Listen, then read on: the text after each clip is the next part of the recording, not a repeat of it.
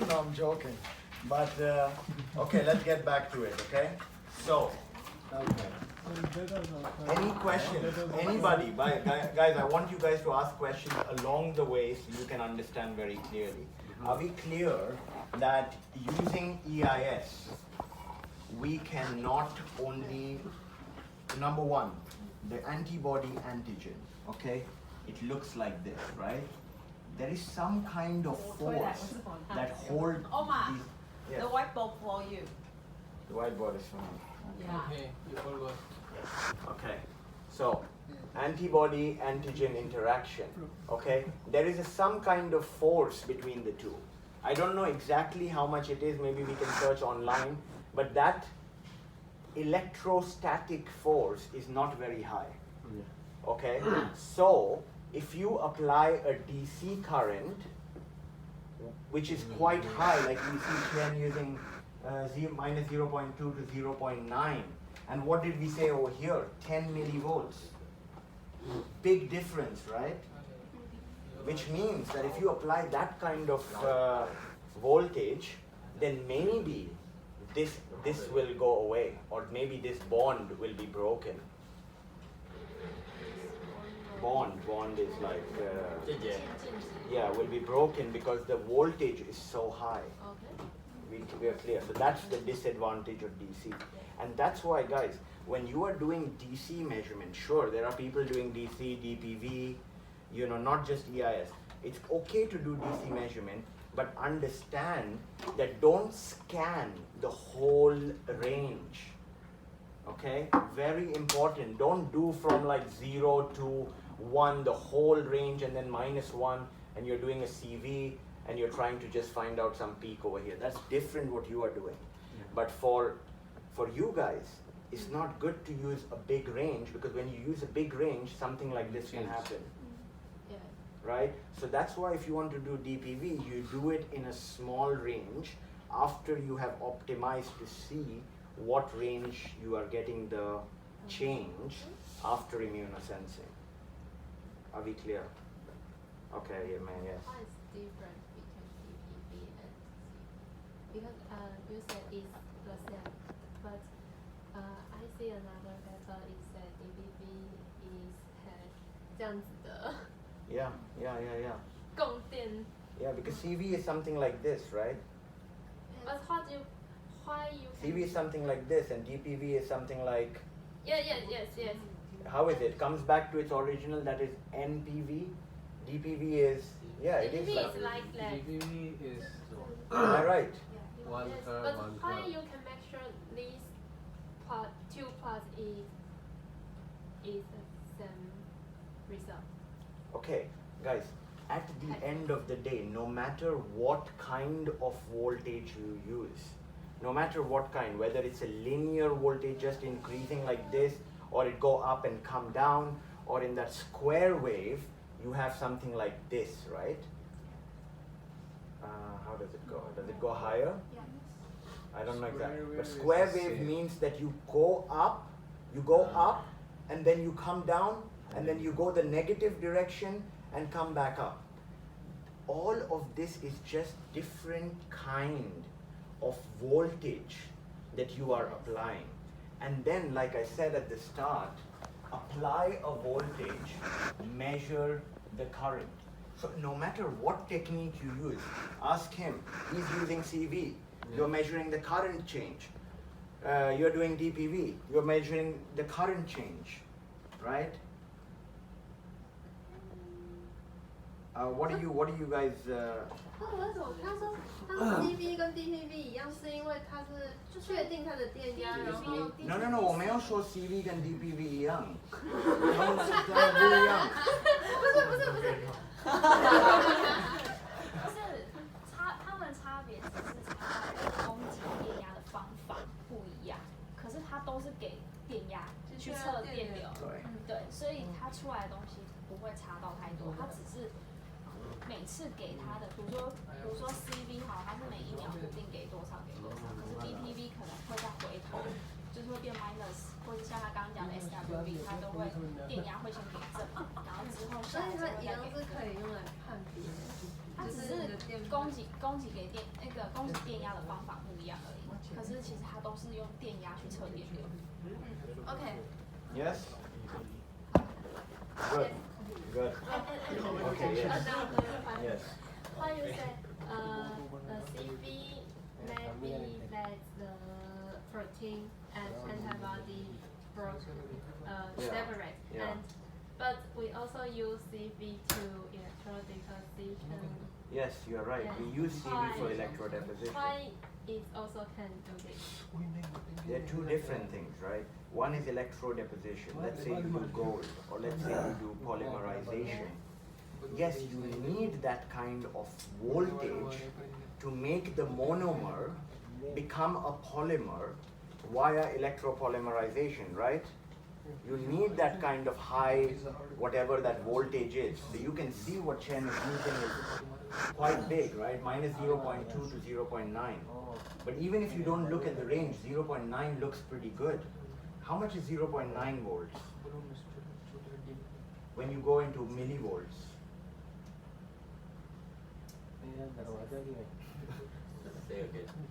Right. Convert 0.9 volts to millivolts.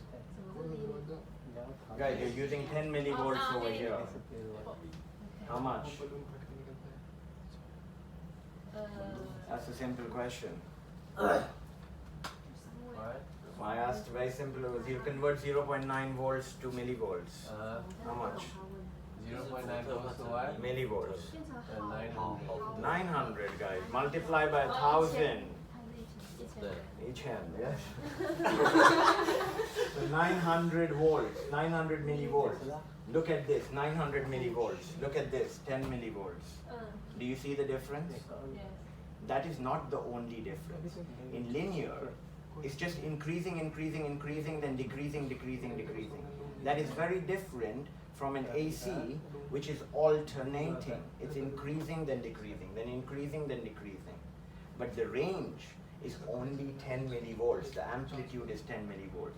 That's why you say that EIS is a non-destructive technique, right? What is destructive? Destructive means I break things. Non-destructive, I don't break things. I don't break things. Okay, that is why. So, can you summarize? Maybe I will summarize first for you guys. Number one, EIS is very good if you want to have a non-destructive technique, okay, where this is not broken. Number two, EIS can make you find the capacitance, where is it? The capacitance and the resistance. But DC based is only resistance. We agree? Yes? Okay. So these are the two. And now coming back to what is this? Label free. Okay? Using impedance. Impedance is not just used for biosensors, by the way. For any kind of coating on the surface, if you want to see how that coating, how the electrons will flow, what is the property of the coating? Is it an insulator? Is it a semiconductor? Okay, you need EIS. Corrosion testing, okay, you need EIS. A lot of different applications use EIS because it is non-destructive. Understand the difference. What is electroplating? Anybody know? Electroplating. It's like if you have a watch and your watch you want to put a golden color on it, you can do electroplating. You can put from the gold ions in the solution, it can become gold metal, right? But for that you need DC. You will not be able to do that with EIS. It's very difficult. Why? Can you tell me why? The potential is very weak. Guys, the potential is really small, right? So how can you do it? You need a DC. So I'm not saying DC is bad, AC is good. It's different applications. If you want to do electroplating, you want to do electropolymerization, electrodeposition, all of that, you need DC. You cannot use such a small voltage because the gold will not come on the electrode surface. Do we agree? Yeah, so that's basically the thing. Now let's go into it a little bit more, okay, to understand the Bode and the Nyquist plots, because that's what people are asking. Okay, so what does the simple? I told you it looks like this.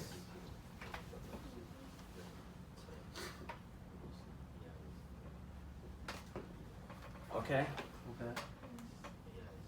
This is the basic circuit, and I asked you what the name was. It's called Randall's circuit. Oh, I remember now. You taught us in the class. Randall's circuit. Randall's and Ursher model, if you want to be very technical about it. As we should be. As we should be. Randall's and what? Huh? Randall's and? Randall's and Ursher model. Ursler, okay. Ursher model. Yeah. Okay. Now, here we go. Okay. So when you draw a Nyquist plot, number one, why do we do this? Any idea? Why do we make an you will hear this word, equivalent circuit model. Have you guys heard of it?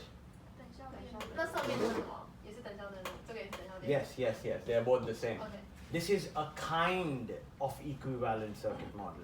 You can have many different kinds of equivalent circuit model. But why do we do this? Why do we do equivalent circuit modeling? To mimic the working of the biosensor.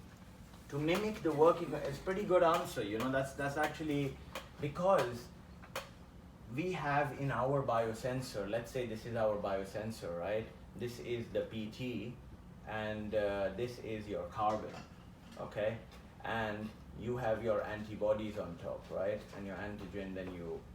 Now, I told you, this can be like a capacitor, we agree?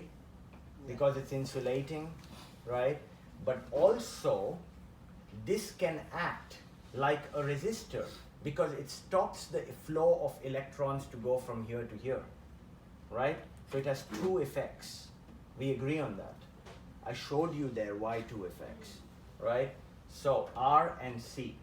Now you can see over here in your Randall circuit, you have C over here, double layer capacitance. You have R over here, okay?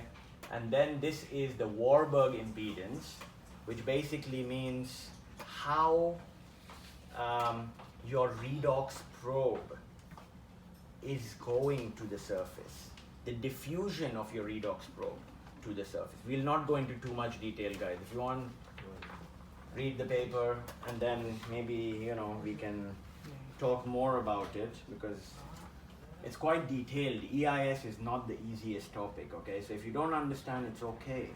It took me a long time just to get in my head a little bit about EIS. Anyways, coming back to this, okay. Now, what is this? Anybody know? RS. Resistance of solution, right? Whatever solution you are using. So always remember, okay, we will go through this, so I will tell you.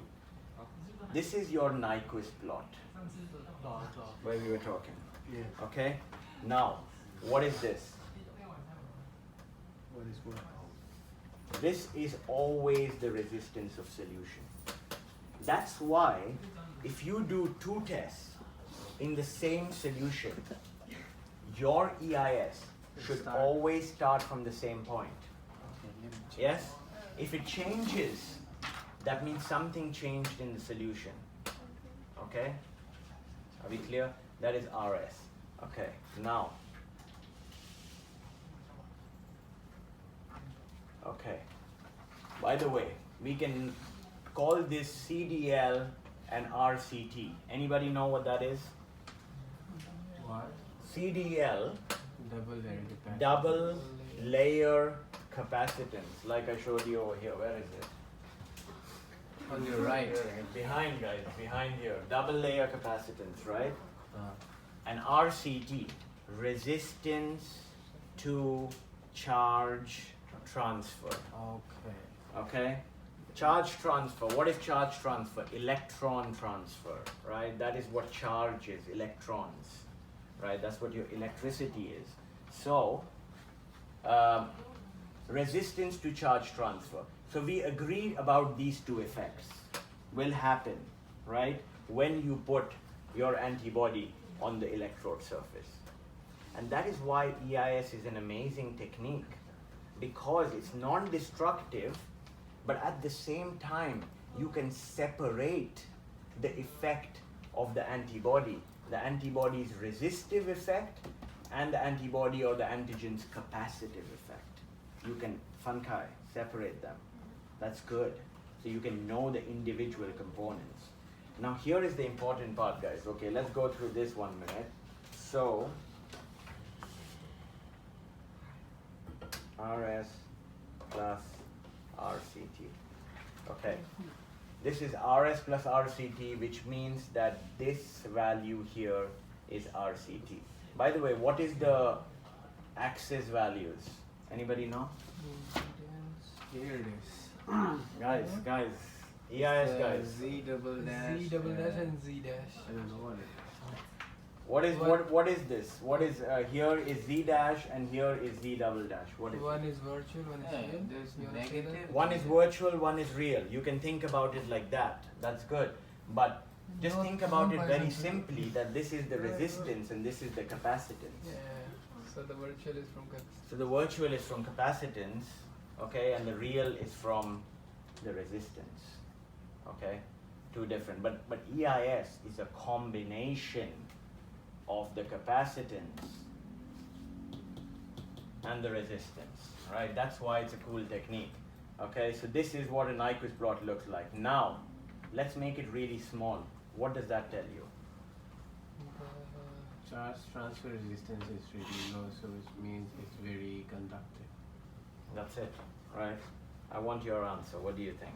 If I make it like this, Exactly what I want to know. what happens?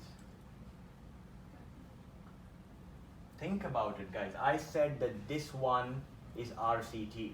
Now the RCT become really small, right? So what is RCT? resistance of the circuit. Resistance to Charge transfer. charge transfer. Resistance to charge transfer. Okay? Charge is electrons.